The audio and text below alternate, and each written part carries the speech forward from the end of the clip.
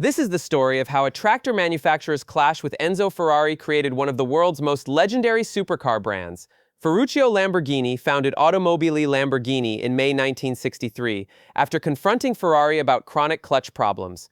But as we'll discover, the dramatic details you've probably heard are partly legend, partly truth, and partly something both men had good reason to keep alive.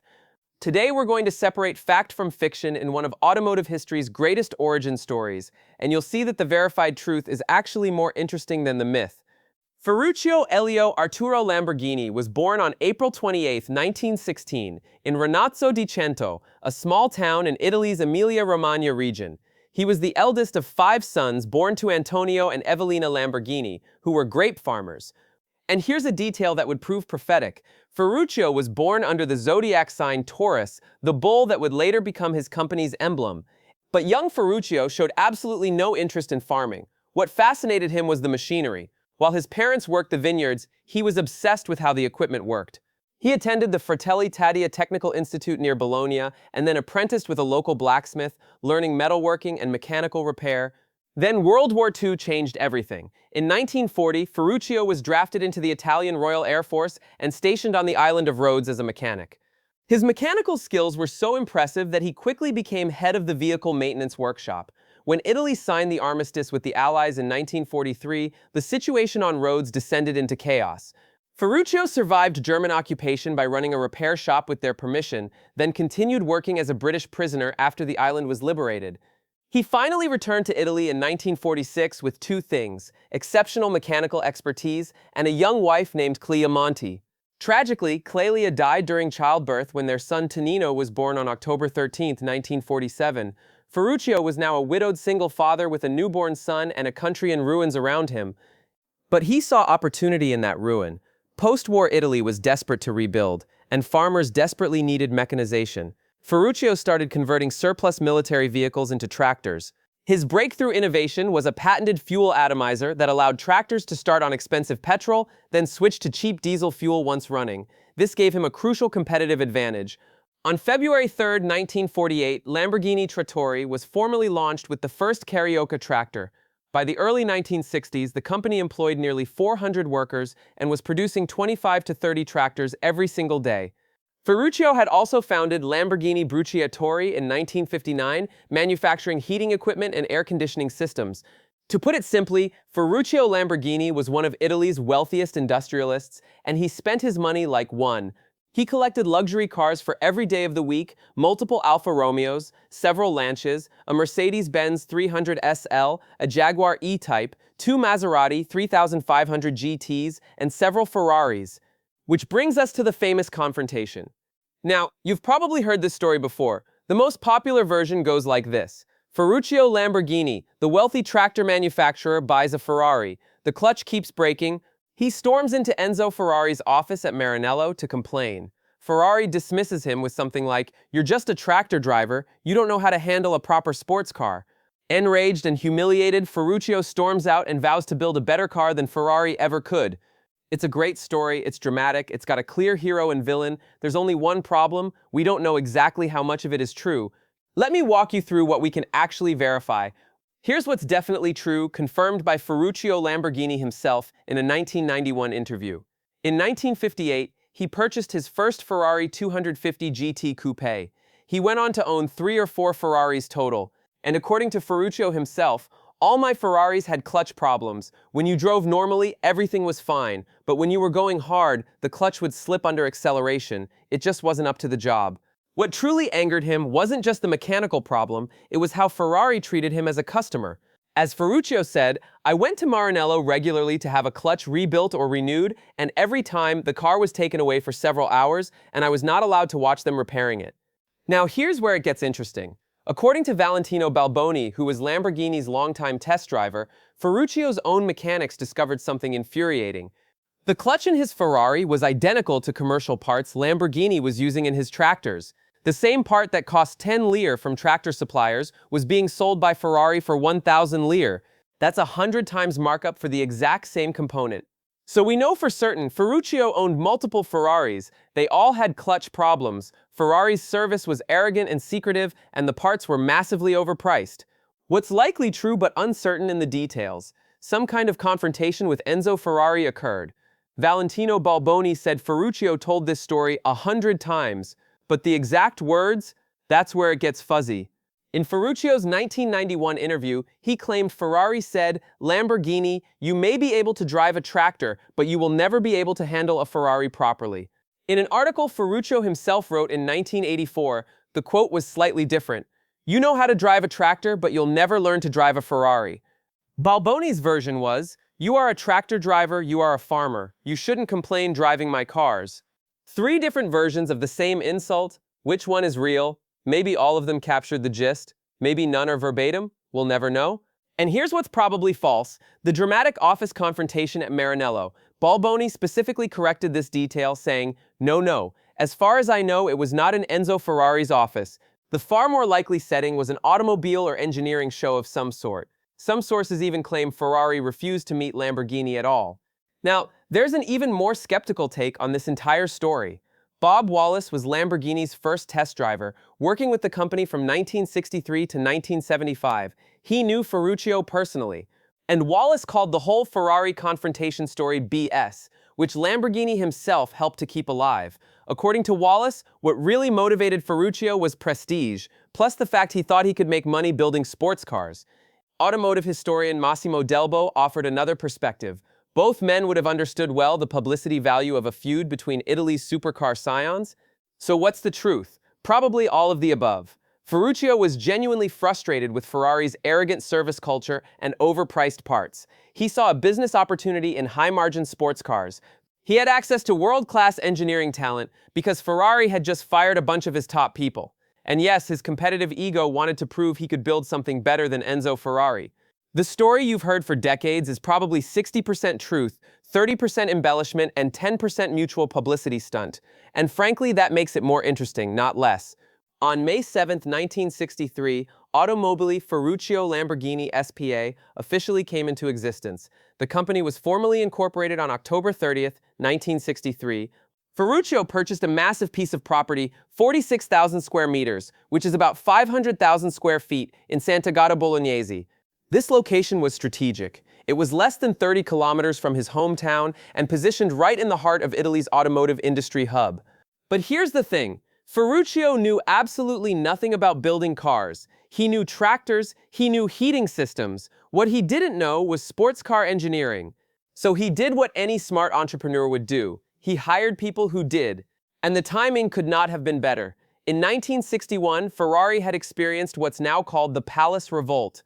Enzo Ferrari had purged several of his top engineers after internal conflicts.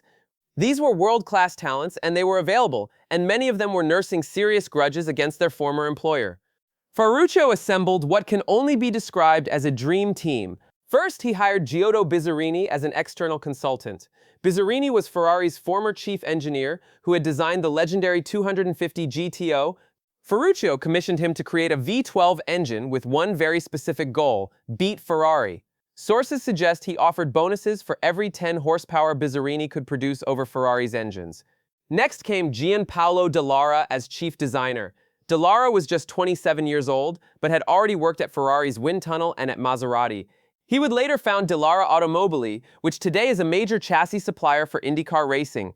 Then there was Paolo Stanzani, hired on September 30th, 1963, fresh out of engineering school as Dallara's assistant.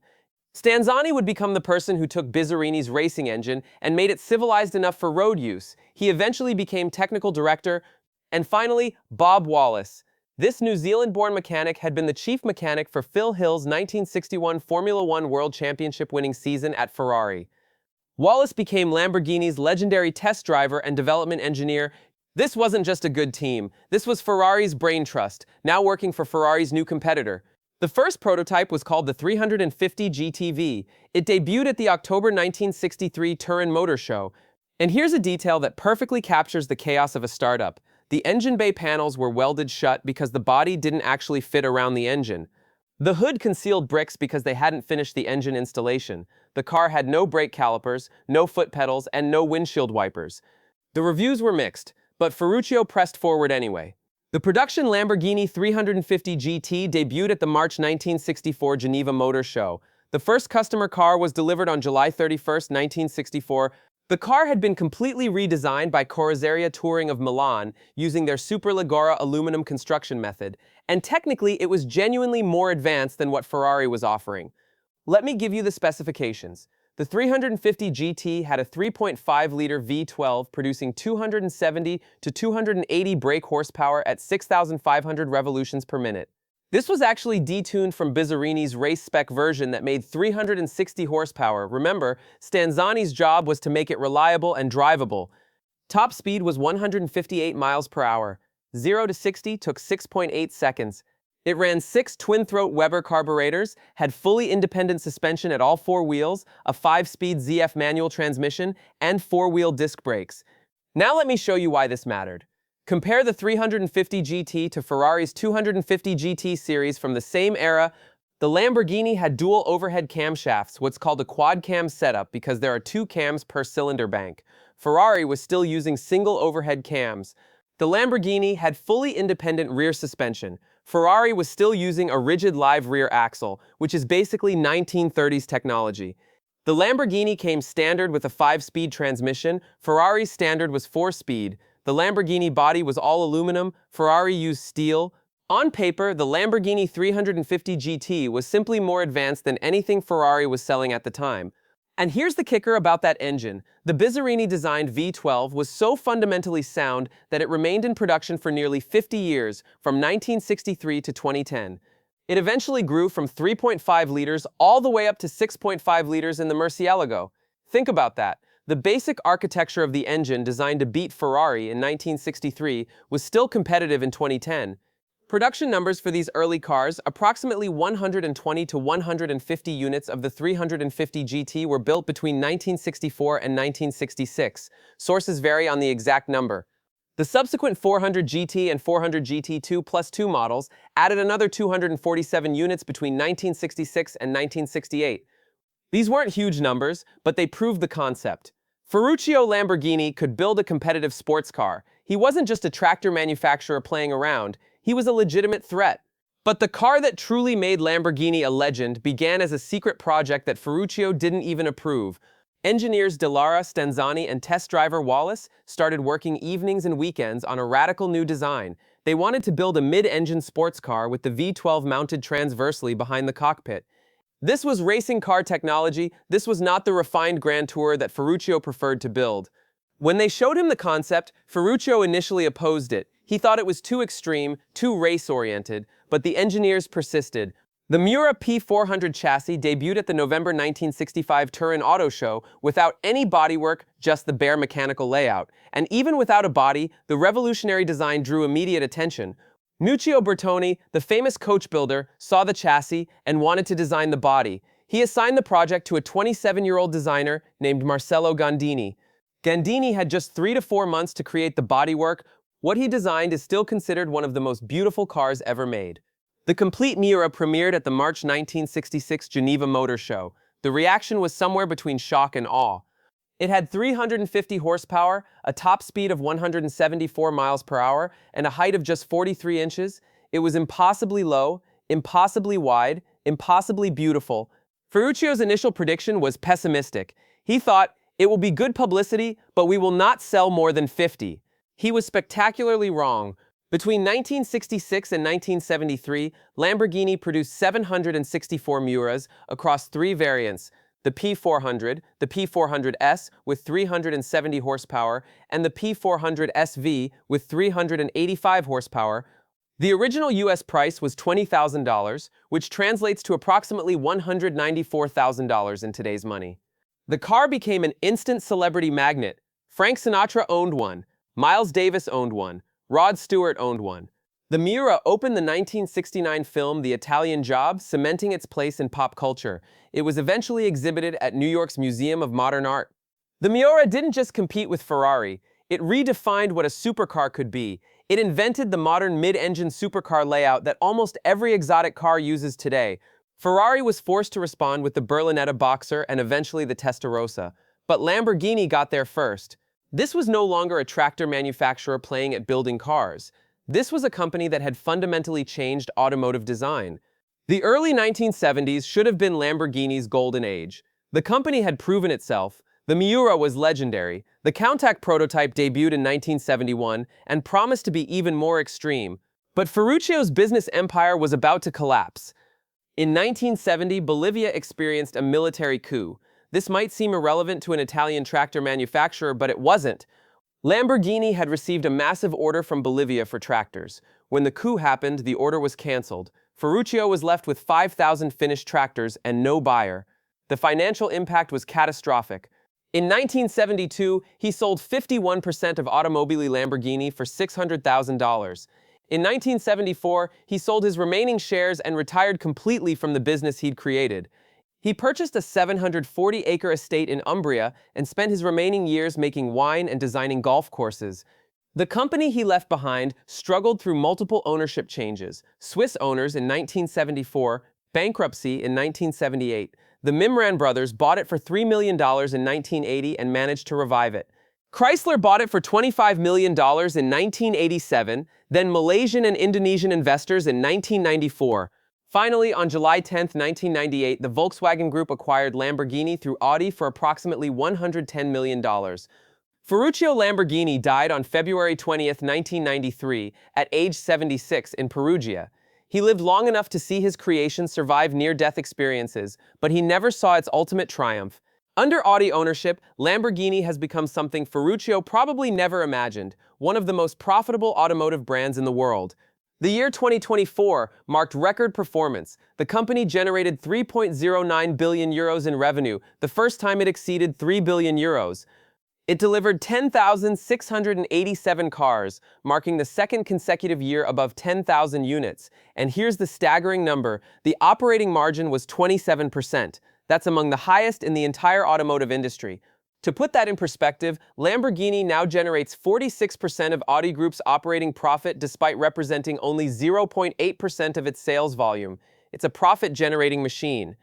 The current lineup is fully electrified with hybrid technology. The Revuelto is the V12 hybrid flagship with 1,001 horsepower, and it's sold out until 2027.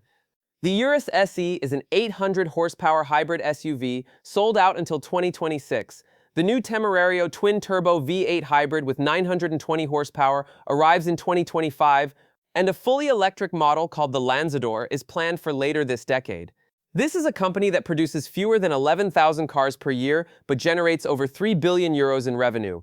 For comparison, Ferrari produces about 14,000 cars per year with revenue around 6 billion euros.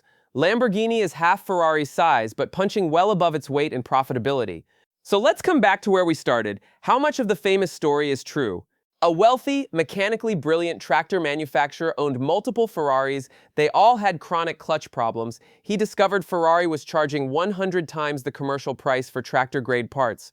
Ferrari's service culture was arrogant and dismissive. Some kind of confrontation occurred, though the exact details and setting are uncertain. Ferruccio decided to build his own sports car company. That's the verified core. The dramatic office confrontation? Probably embellished. The exact insulting words from Enzo Ferrari? Unknown and likely polished over decades of retelling. The claim that wounded pride was the sole motivation? Definitely false. Business opportunity, available engineering talent, and competitive ego all played roles. Bob Wallace, who knew Ferruccio personally, thought the whole Ferrari feud narrative was mostly publicity. Both men were happy to perpetuate. And you know what? He might have been right. Both Ferruccio Lamborghini and Enzo Ferrari were shrewd businessmen who understood that a good rivalry sells cars. But here's what makes the story genuinely remarkable. Regardless of motivation, a tractor manufacturer with no automotive experience assembled a team of Ferrari's best former engineers and built cars that were technically superior to Ferrari's offerings. The 350 GT had more advanced suspension, more advanced engine technology, and better build quality than contemporary Ferraris. The Miura invented the modern supercar layout and forced Ferrari to respond. Ferruccio Lamborghini built 4 successful companies in his lifetime: tractors, heating equipment, hydraulics, and automobiles. The tractors company still exists today under different ownership. The automobiles company has become one of the most desirable brands in the world, generating nearly 3.1 billion euros in annual revenue. Whether or not Enzo Ferrari ever actually called him just a tractor driver, Ferruccio Lamborghini proved that a tractor manufacturer could not only compete in the exotic car business, he could redefine it. That's a legacy that goes far beyond any clutch dispute.